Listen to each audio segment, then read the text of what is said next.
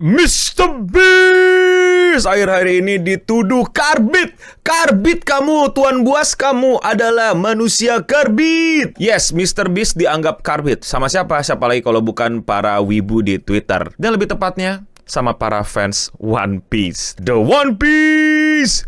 The One Piece is real! Loh, kok tiba-tiba begitu bang? Yes, jadi baru-baru ini Mr. Beast itu nge-tweet dan tiba-tiba tweetnya diserang sama para fans One Piece. Dan Mr. Beast dituduh sebagai fake whips alias phony, alias turis, alias cuma ngikutin anime buat ningkatin traffic dia. Jadi bagaimana ini semua bisa terjadi? Apakah benar Mr. Beast karbit?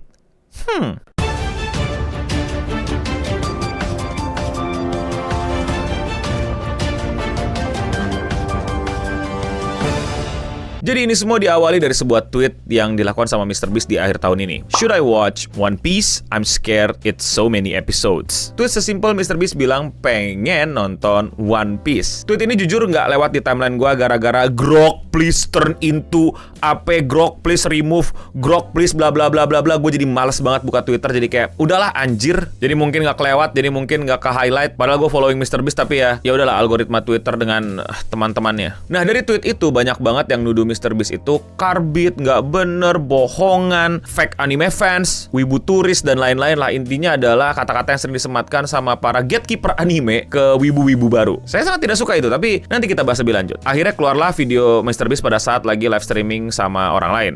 Did you actually go and watch One Piece? Two things before I answer that. Holy shit.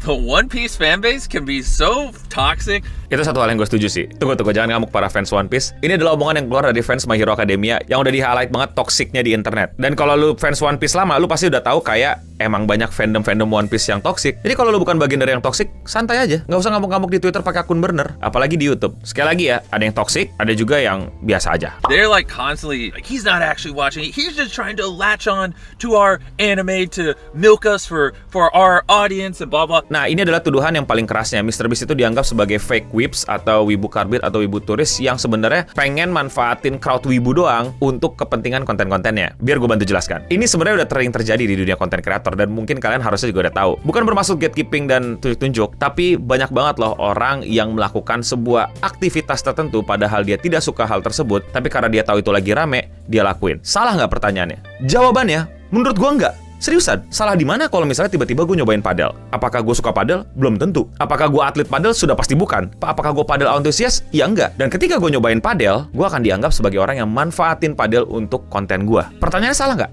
Enggak dong. Ya kan gue nyobain padel, gue bayar. Gue tidak pakai raketnya buat mukul pala orang, tapi buat mukul bolanya. Bahkan mungkin pukulan gue jelek, kostum gue salah, gue masih nggak paham rule-nya, atau ya gue nggak jadi teammate yang baik aja. Tapi apakah salah? Ya enggak dong. Dan begitu juga menurut gue buat konten kreator lain. Mr. Beast yang misalnya dia ternyata bukan wibu, misalnya dia ternyata bukan whips gitu ya, bukan bener-bener orang yang nontonin anime, terus dia tiba-tiba masuk ke komunitas anime, dia mulai nonton, dia jadi wibu, dia mulai baca manganya. Salah nggak? Buat gue sih ya kagak. Tapi tentu saja opini gue ini adalah untuk gue sendiri. Kalau menurut kalian itu adalah hal yang menjijikan, itu adalah hal yang tidak baik, itu adalah hal yang sangat melawan norma dan moral dan lain-lain, ya menurut gue aneh. Tapi ya terserah gitu. Nah kalau bocil-bocil Facebook biasanya mulai pakai argumen-argumen tuh, dia nggak nonton beneran, dia fake beneran gitu kan. Atau bocil-bocil Twitter bilang dia melukai, menyakiti dan segala macem dan lain-lain. Lagi-lagi itu bisa didebatkan dengan gampang banget. Bilang kayak korbannya siapa, yakin dia nggak nonton dari mana dan lain-lain. Ya tinggal dikoreksi aja ya nggak sih. Kalau udah kriminal atau emang merugikan orang lain atau emang udah istilahnya fraud atau nge-scam, ya baru tuh. Tapi secara garis besar gue rasa kalian pada ngerti lah kalau menurut gue aneh aja gitu ketika Mr. Beast itu bisa kayak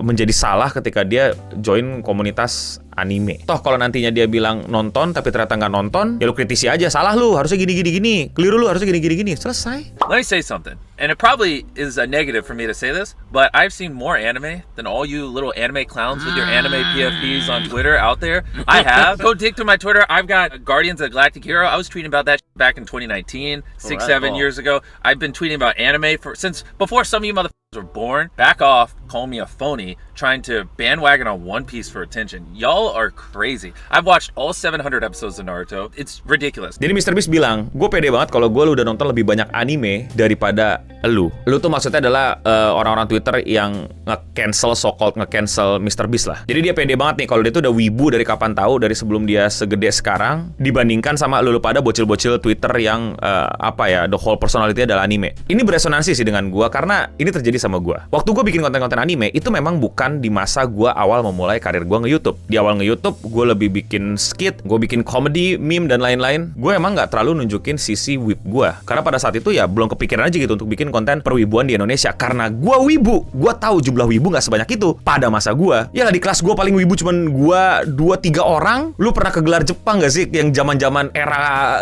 kolonial itu? Yang terakhir gua datang pas gua masih ngampus itu cuman di depan lapangan Fakultas Psikologi kalau nggak salah deh. Isinya cuma anak-anak sastra Jepang plus wibu-wibu dari berbagai macam fakultas sama beberapa warga Depok yang wibu. Gelar Jepang kapan bisa lebih gede nih? Harusnya bisa lebih wadidaw nih. Terus anime juga masih the great pirate era gitu, nggak accessible, nggak semua orang bisa segampang buka sebuah aplikasi atau pencet remote terus menonton anime. Gue tahu nggak sebanyak itu wibu di sekitar gue dan jadi nggak kepikiran aja gitu untuk ngebuat konten wibu. Kenapa gue tahu ya? Karena ya itu gue wibunya, gue tahu nggak ada wibu juga nggak nonton konten wibu. Sampai akhirnya gue lihat momentumnya, gue lihat wibu udah pada mulai bangkit, banyak orang juga udah mulai menjadi wibu, ya akhirnya gue bikin konten-konten wibu. Gue coba, awal-awal juga nggak rame kok. Terus dituduh tiba-tiba jadi wibu, tiba-tiba jadi fake, tiba-tiba jadi karbit. Gue dari kecil udah wibu karena ya kita nontoninnya acara-acara wibu di TV.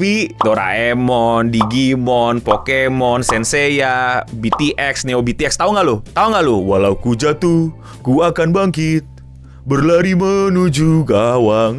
Tahu nggak? Bahkan nih ya, tontonan Jepang pertama gue tuh Oshin. Lu tau Oshin nggak? Tau Oshin nggak lu? Nah, dah cari tahu dah Oshin tuh apa. Jadi emang gue dari dulu demen nontonin pop culture Jepang, cuman belum bikin kontennya aja, nggak baru-baru ini kok. Justru gue makin happy karena makin banyak wibu, aksesibilitasnya makin mudah. Ya ayo kita mewibukan, kita langsung buka jaket Akatsuki gitu, tunjukin armor kita yang sebenarnya gitu kalau kita wibu. Dan tentu walaupun gue sebagai wibu, gue bisa salah sebut, gue bisa keliru episode, gue bisa keliru season, gue bisa salah nama karakter, gue bisa lupa ide tentang apa. Itu adalah hal yang wajar, tinggal dikritisi aja, selesai. Kalau semakin di gatekeeping dengan tidak wajar seperti ini, menurut gue semakin menghalau gelombang wibu sih. Ya udahlah. Balik ke MrBeast yang bilang bahwa dia lebih banyak nonton anime daripada lu. Gue nggak tahu apakah gue lebih banyak nonton anime daripada lu pada. Gue sih yakin nggak. Kalau lu pada emang yang sewip itu, karena zaman dahulu juga gue tidak semampu itu untuk punya tools ya untuk ngedownload kayak kalian. Gue punya laptop tuh pas kuliah semester berapa, itu pun juga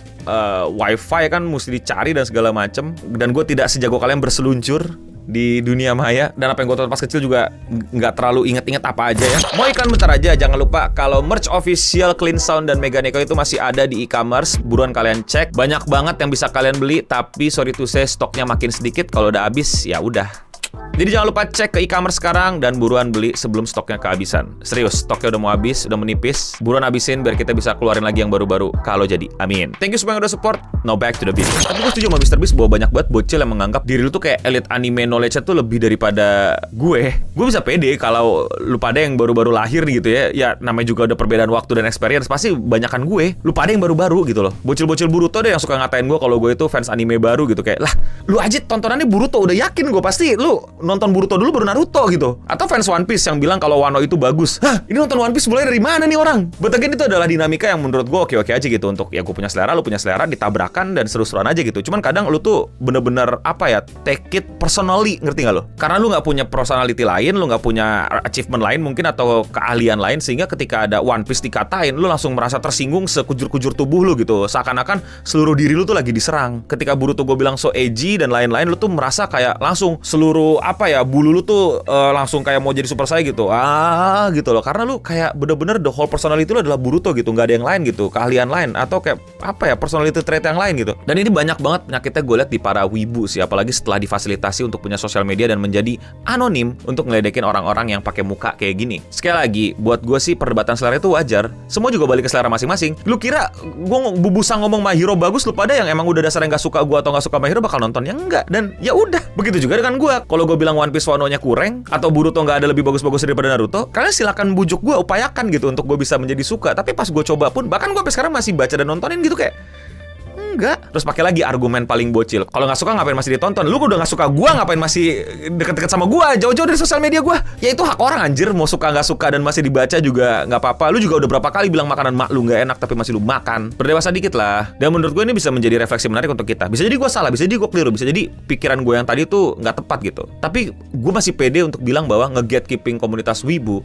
dan ngeledekin siapapun yang masuk ke komunitas wibu tuh menurut gue nggak sehat dan malah akan ngancurin komunitas itu lagi aja gitu loh. Malah balik ke era wibu bau bawang, era wibu nggak jelas. Bahkan di Jepang bagaimana ada otaku killer yang dimana nuansa kalau lu sebagai penikmat pop culture Jepang itu jadi sesuatu yang mengerikan. Gue ngerti perasaan lu ketika ada sesuatu yang lu suka, lu perjuangin, atau mungkin lu seorang konten kreator yang mungkin udah biasa banget tiap hari bikin konten tentang game itu, anime itu dan lain-lain. Tapi meanwhile yang diajak nonton malah orang lain, yang diajakin dapat sponsor malah orang lain, bukan lu. Gue ngerasain itu men. Gue tahu rasanya emang gak enak. But that doesn't mean salah orang itu dong. Kecuali orang itu tiba-tiba menyusup ke belakang agensi dan bilang jangan pakai si ini, dia orangnya yada-yada dicoret. Nah itu gue setuju untuk kita masalahin. Emang ada yang kayak gitu no? Tapi kalau menurut kalian bagaimana? Komen di bawah. Itu jadi gue Bening, komen di bawah kalian kritikannya terhadap gue kayak gimana. Dan ya jangan lupa subscribe, like untuk support channel ini atau beli merch-nya. Dan ya itu aja dari gue Bening. Pamit undur diri. Untuk kita semua, stay clean and sound.